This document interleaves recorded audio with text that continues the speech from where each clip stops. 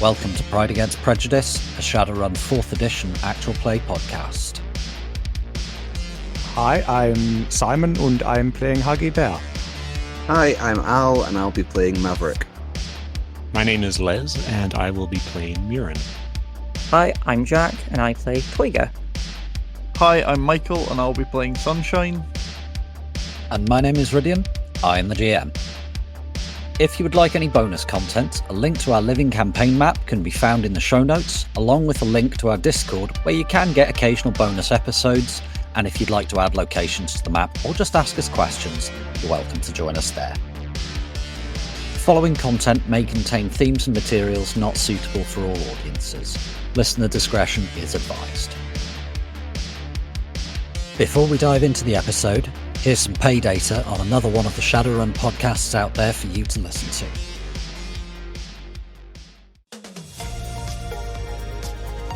to. Well, good morning, Golden City. Cheryl Starr here to bring you the latest updates on what's happening in our beautiful Golden City. Up first, how the Golden City was voted safest city in Narratova, and how our own Golden City Guard is making an impact. Up next, the Megacorps. Which ones are on the rise and how they are here to help you.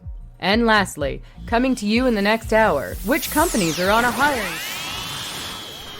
Hoi hoi, chummers, this is Edda Sparks coming at you from the shadows. Now, this bull dreck that the Golden City is pushing about how safe it is here in the city is all nothing. The corporations ain't here to help you. There's something going on, my friends, in the shadows. And if you want to know more, stay tuned to What the Dice, releasing on every major podcasting platform on Fridays and on YouTube.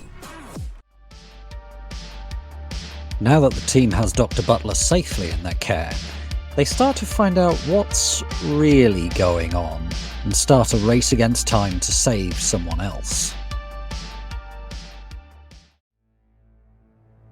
So, you've managed to extract your target from the clinic and you're driving away, having somehow not triggered any police response.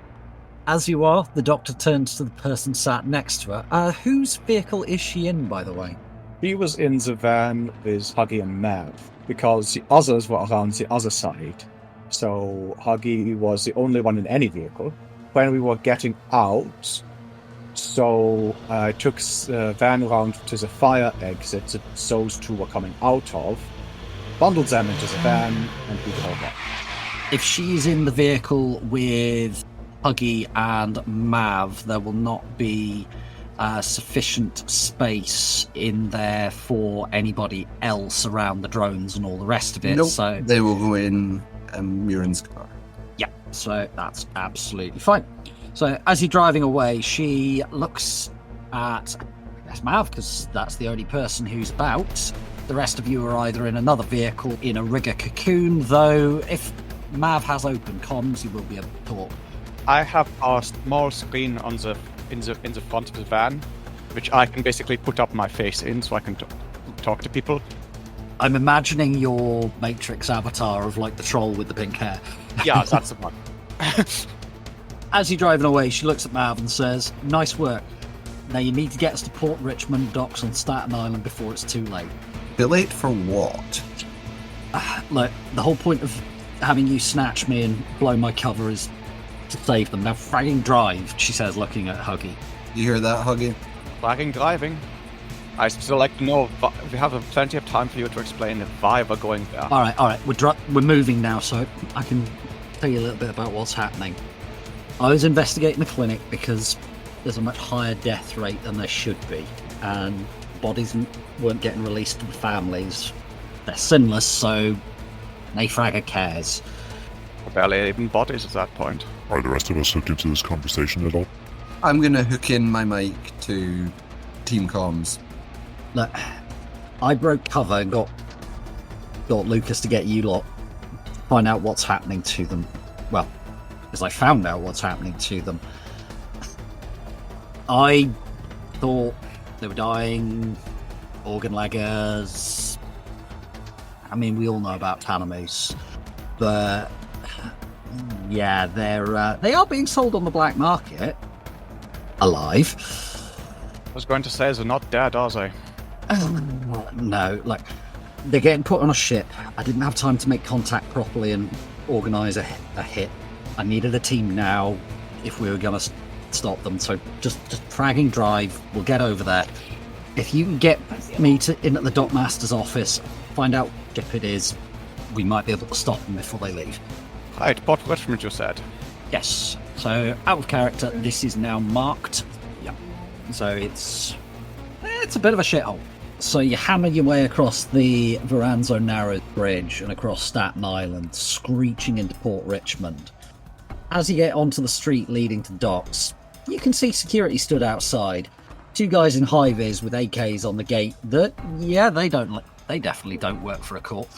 Can anybody who is able to see them give me a perception check, please? That's 2 hits from Huggy. The front of the car, so I'm guessing I can see. I've got 3 hits. 2 hits from Murin. 4. I see everything with 5 hits.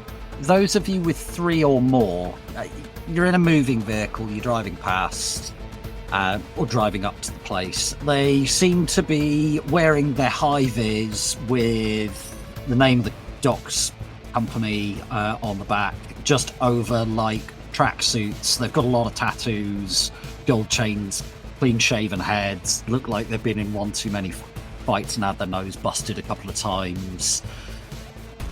Yeah, they're pretty much screaming mobster of some flavour. I'm going to send Merlin up to scout the area. Are you just parking up on a street nearby? Is that your fly spy?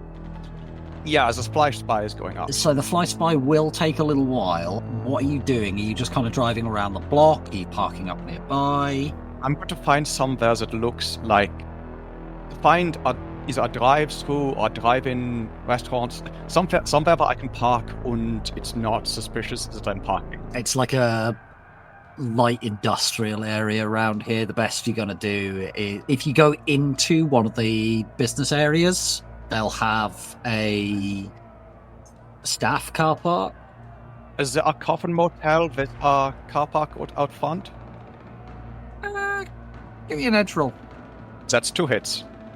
Yeah, there is one. There's a number of burned out shells of cars in there, and the neon sign that says "Open Rooms Available" is on the coffin motel, but the security shutters are still down, and one of them looks like it's been something heavy hit that, and it's got scorch marks on it.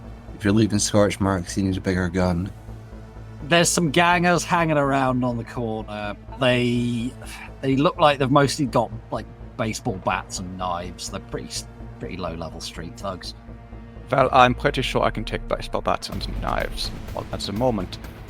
So, I need to do wide area reconnaissance first, so that means I send out Högen first. The fly spy will take a little while. Your little plane thing will be quicker because that can fly up. That's what I was saying. High. Högen is a plane, and Merlin is fly spy. So I'm going to send out Högen first. So I'm going to send out the plane first to get the general idea of the area, and then I will use Merlin once we are more sure what I'm looking for. Should I roll perception for Högen? Yeah, go for it. Running autonomous. 0 hits. There's really low lying today, and just if you bring it any lower, someone's going to either see it or hear it. Yeah. These guys don't look like they're going to take well to thinking they're being bought. As you're doing this, you've kind of got Dr. Butler in the van going, come on, we need to get on with this. You need to get me to the dockmaster's office ASAP, otherwise we're going to miss that ship. Do you think we can just walk in, Doctor? Do you think this counts as legitimate business? She eyes your duffel bag, which made a loud clank at some point, and says, I think the contents of that'll get us in quite handily. We are going in hot, then, as we say. I don't care how we get in, as long as we get in soon. She basically is just nipping at you constantly as you're doing stuff like, we need to get in there. Alright, shall we just go loud? Mav says on team comms. Uh... There do look like there's quite a lot of dudes. This doesn't look like a small enterprise. A high priority mission, and we were told to do whatever she asked of us. Those instructions are pretty clear. I mean, Sunshine, can you pull up the map and tell us where the shipping office is? yeah. Doctor, do you have... Obviously, we know people are getting transported. Do you have particular knowledge of when exactly they're being transported? I just know they were brought here in the early hours of the morning. I don't know when the ship's leaving. That's what I'm trying to find out, and we need to know which ship they're on. If we don't know which ship they're on, we can't get them back. Kinda hard to find out what ship they're on in the middle of a screaming gunfight. And I'm going to slide my matrix glasses down off my beanie, put them on, and go have a quick matrix dig. Could you give me a negotiation roll, please? 4 hits. You have one net hit. She kind of looks at you for a moment and goes, fine, I suppose you're wrong. It's Look, apart from everything else, if we blunder in there, guns blazing, not knowing where we're going, we're giving them more and more time to away anchor and frag off out of here. You're right. Look, you said you're going to have a look. Matrix. All right, give me a minute. She pulls out her comlink and plugs the comlink into a data jack on her wrist. Says, look, I'll give you a hand. We'll probably get this done a little bit quicker. Old school, but cool. Let's do this. Okay, so what you'll need to do first is a scan roll. Don't roll it yet, though, please. I do not have the scan program. I've got analyze. She looks at you and just says, how have your team managed without a... Give me a minute. And she... I'm face pulling double duty as Decker. Give me a break, chummer. She goes full VR just as you're speaking. Yeah, Huggy has scans a skill. All right, do you want to give me a scan roll? That's 3 hits from Huggy. Are you hot sim? Yeah. All right, so... Bloody hell, she rolled well. I'd roll another 6 dice for her assist. Right, okay. That was genuinely a spectacular roll on her part. That's 6 hits. Yeah, you're getting a lot on the Matrix here. The guards outside, they're all running something. They've all got comlinks, a little bit of cyberware. Seems that there is... Yeah, they seem to be running smart links on their cyber eyes. Oh, Breck, those boys have got wide reflexes. There's also a lot of drones. They seem to be for forklifts. There's 3 icons for cranes that are acting as drones.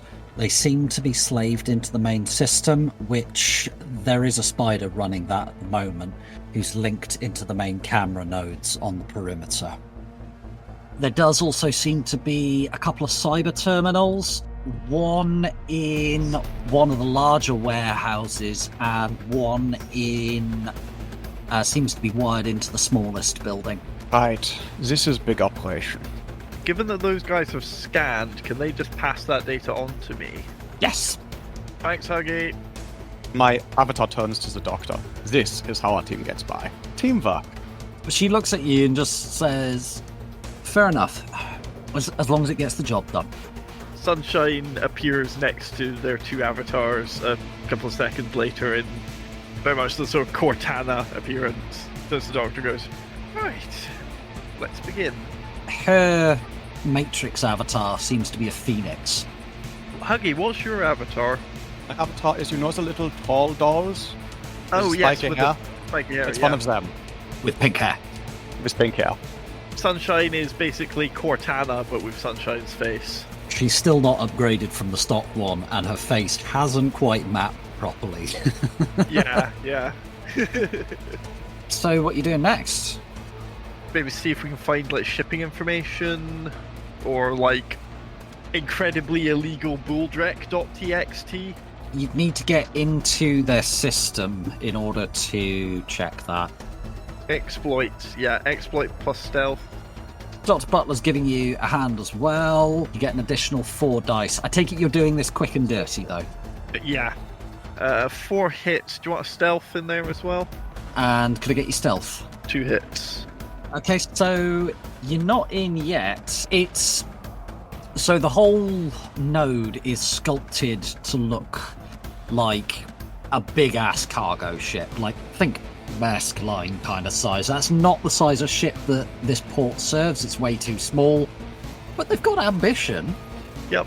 I look on quickly, because this is Matrix, you can just sprint at 1,000,000 miles an hour. I quickly sprint around the back of the ship and have a look and go, ah, the Kono. Hey, I get that reference, and then run back round to everyone else. So as you're trying to climb up the anchor chain, this face just appears over the top through the hole that the anchor chain runs through and just says, "Not today, motherfragger. Please roll me a matrix defense." Okay, so I get +2 dice on this because I'm currently hot simmed. 3 hits. While this is going on, can we make sure that everybody, while we're going quiet now, is ready to go loud at a signal? Can I summon a spirit? I'm still maintaining my enhanced reflexes spell from earlier. Can I summon a spirit to... Because I feel like I'm going to need it eventually. Yes, you absolutely can, but we will do it in a sec. Sunshine, this other decker, it seems to be a bit of a mishmash of modern merchant naval uniform and 18th century, as she levels a flintlock at you, fires, and it's a flintlock, so it misses. Are you wanting to have a gunfight with this person and keep trying to fight to get in, or are you just going to jack out and get away? This is one enemy decker. I currently have 2 friends with me, and we're in Matrix time. This is not taking long, so I reckon we stick around and fight. Also, we might be able to, like, dump shock this decker, which is then one less person we have to deal with in meat space. Huggy, are you also hot simmed? Yeah, I'm also hot simmed. So I have almost no attack. So You can be a meat shield. yeah, that's something I can do. 10.3 will be my initiative. Huggy, you'll be on 14.3. Right. Thank you. Huggy, it's your turn first. As you're stood outside this ship, you're not actually into the node yet. You're just fighting with somebody who's trying to stop Sunshine getting in. This is a little bit of a stretch of the 4 Federals, but it's thematic, so I'm going to go. Right. So I have very little offensive capability. Okay. What can I do with what I have? I'll be honest, there's not a massive amount that Huggy can actually do because she just doesn't have any aggressive programs. Huggy is very much built as a defensive Matrix character. And you may be able to change that later, but for now you just don't have the programs for it, so I'll shuffle along a little bit. It goes on to Dr. Butler's Phoenix, who... You see the bird's eyes narrow as she goes, "I am so done with this drag." The bird vomits fire at the person. Imagining the phoenix with this very beautiful, very, ornate, it looks magnificent, and then it does that thing that seagulls do when they're squawking. It just goes, Have you ever seen the video of a kitty-wake chick vomiting defensively? yeah, like that, yes. The whole neck retracts, and then it launches forward, and then the vomit comes out. Okay, so you just see this pirate avatar get coated in this fiery vomit that sticks them to the node, to the ship, and they can't move very well. Anybody who's in Matrix, so Sunshine and Huggy, give me an analyze roll, please. 4 hits. Yeah, that was Black Hammer, and that deck is link locked right now. Get wrecked, scrub. Oh shit. Yeah, she just gave that person a brain aneurysm. The doctor is not bragging about right now. Right. We should recruit this doctor. She's a good offensive decker. The other decker is looking a bit desperate and chucks out an attack at Dr. Butler because they need to take them out to break the link lock, essentially. So they level another pistol and fire it at Dr. Butler, who, well, her Phoenix avatar just kind of flies around and down doing a barrel roll and just avoids the shot completely. Which puts us on Sunshine. I'm going to summon up my avatar, my agent. Okay, so that is a simple action. Can I load a second copy of my agent? Yes. I summon up a second agent. So that's your turn. The ship itself seems to be trying to put a searchlight onto you, Sunshine, but it's not got it on you yet. It's trying to trace your physical location. Right. And it's your agent. I'll say they both go on the same thing, and there's two of them. It'll just save us a bit of time. So if I just roll analyze twice, pretend these are attacks. So are you attacking the Decker or the host? Let's go with the Decker. If you're using the attack program, that would crash their deck, not the Decker. The other option is that you could crash the host, which would mean it wouldn't be able to trace you because it'll be rebooting, and it'll also dump the Decker who's plugged into it. Won't it also dump us? No, because you were trying to get into it. It would also mean that for a short period of time, things like security cameras and stuff like that would be down while it's resetting. That's a really good thing, so I'm going to do that.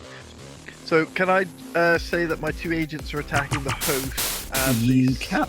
second one is going to be assisted by the first? I got 3 hits between the two agents.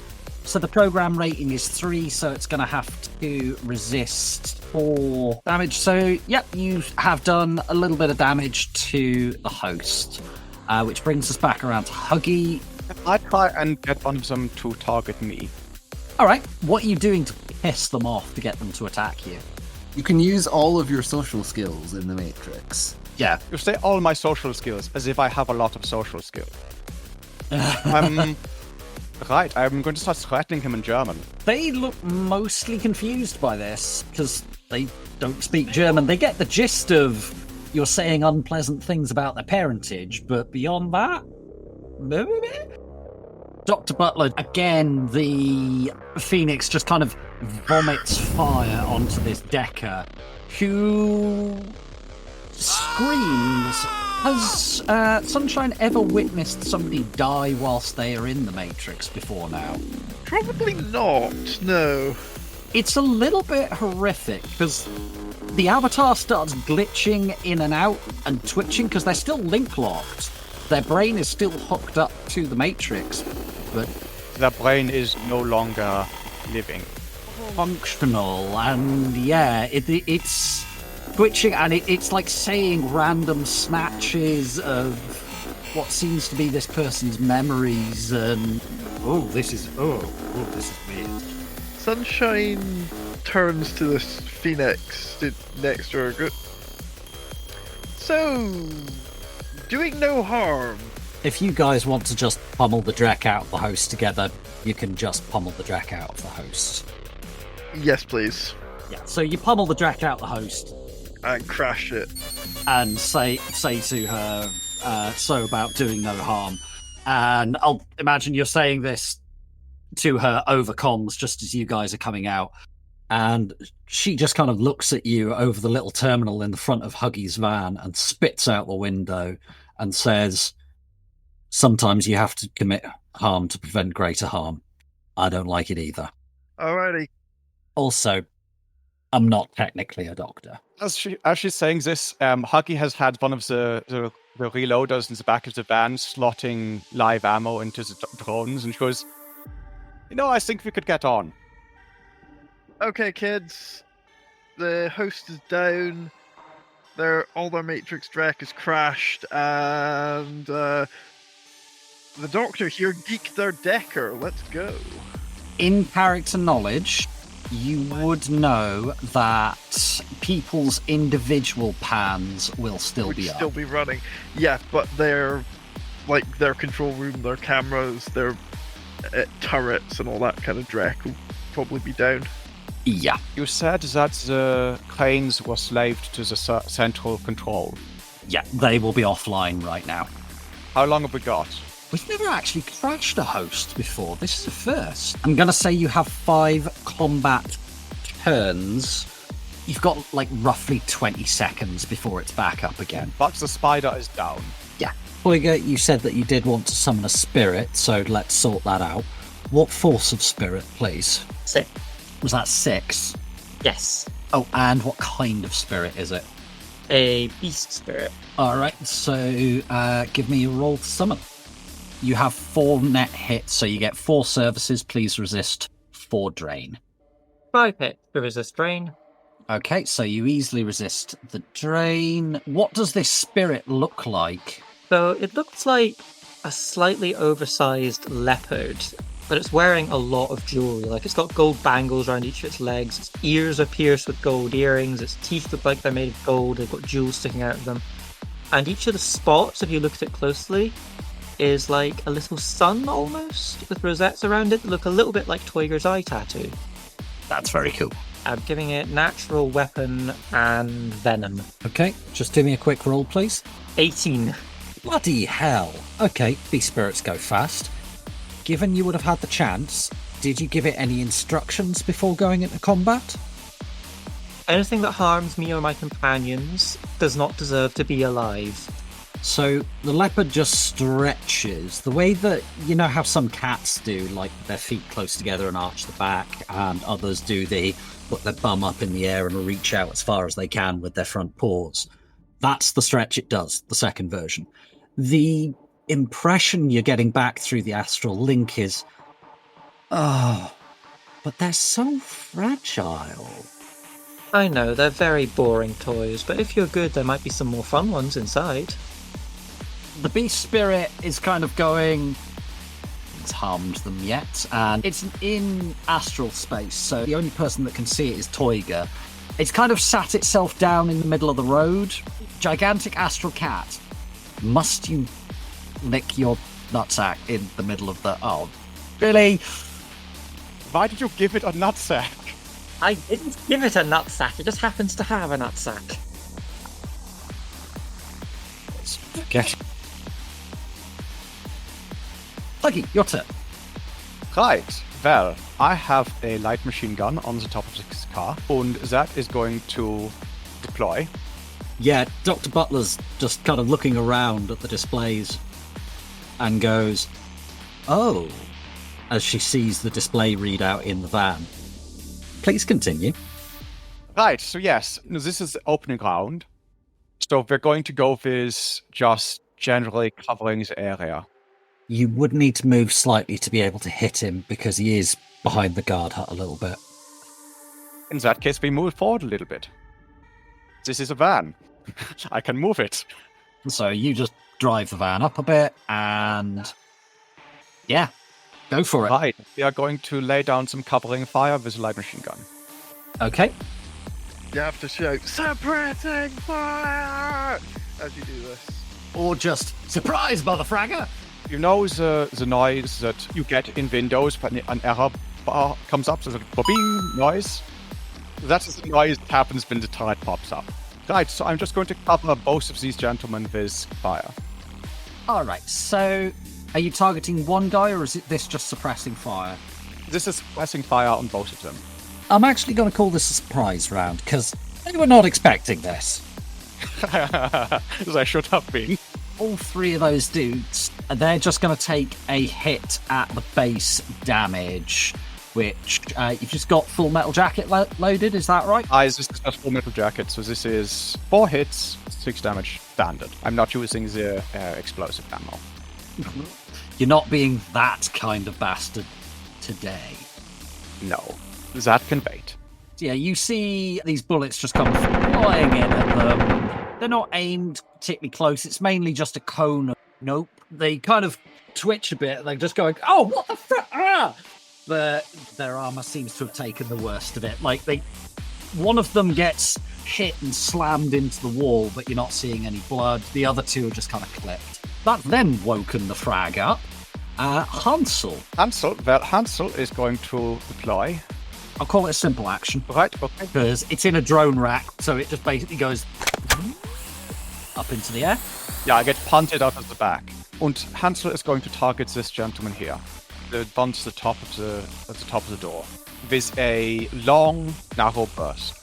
He does now get to attempt to dodge it.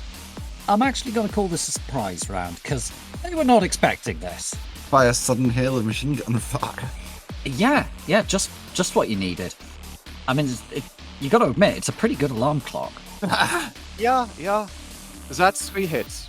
So, yeah, you have 2 net hits. You said it was a long, narrow burst, so that's 17 AP -1. He's having a bad day as he just reels back as the bullets come in that originally hit him. Slam against the wall as the drone deploys, and there's just this hail of gunfire that hits him in the neck. Oh, that's bits of spinal column that just went flying out the back. That's how I like it.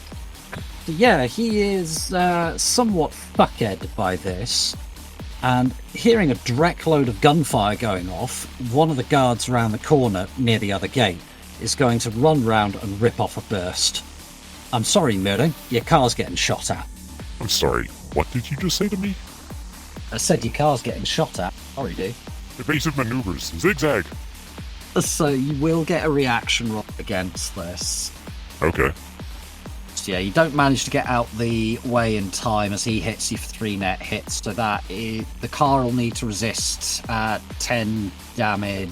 It will buff out, don't worry. So that actually did a chunk of damage as it shatters a couple of windows and you get some bullet holes stitched up the bonnet of the car as it does 7 damage to the vehicle, which it's got a track of 13. He actually rolled really well. And I'm going to say that now that the window has been shattered, he can see inside for the second burst, which is also short, narrow, and that's going to be at Toiga. Well, we know what that beast that's going to be up to. Oh, I know what Murin's going to be up to on his turn. So could I get a reaction roll, please, Toiga? No hits. I'm more than happy. Like, off the 3, 2 are 1s. That's a glitch. That is a critical glitch. Oh. Do you wish to spend edge at this point to reduce that? I do. I very much do. It goes from a critical glitch to a glitch. So normally with a crit glitch, I double the damage. With a glitch rather than a critical glitch, it manages to clip you somewhere that your armor doesn't cover. So you'll only be able to resist this on body, so you'll need to resist 8 physical. I'm just rolling body. Yeah. Oh no. 1 hit. Oh, so you just take 7 boxes of physical as this round just clips you in the chest, and Murin just gets this spray of blood all over his face. You were lifting your arm to grab the grab handle? Yeah. You were lifting that and it just hits you in the armpit and comes out of your back, and there's just blood everywhere. And Murin's got a good chunk of it on him as well. The upholstery. Yeah. So, bad times. Are you still alive? Barely.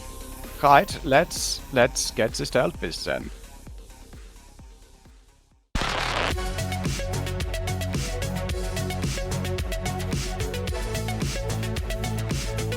Thank you for spending some time with us and listening to the Pride Against Prejudice podcast.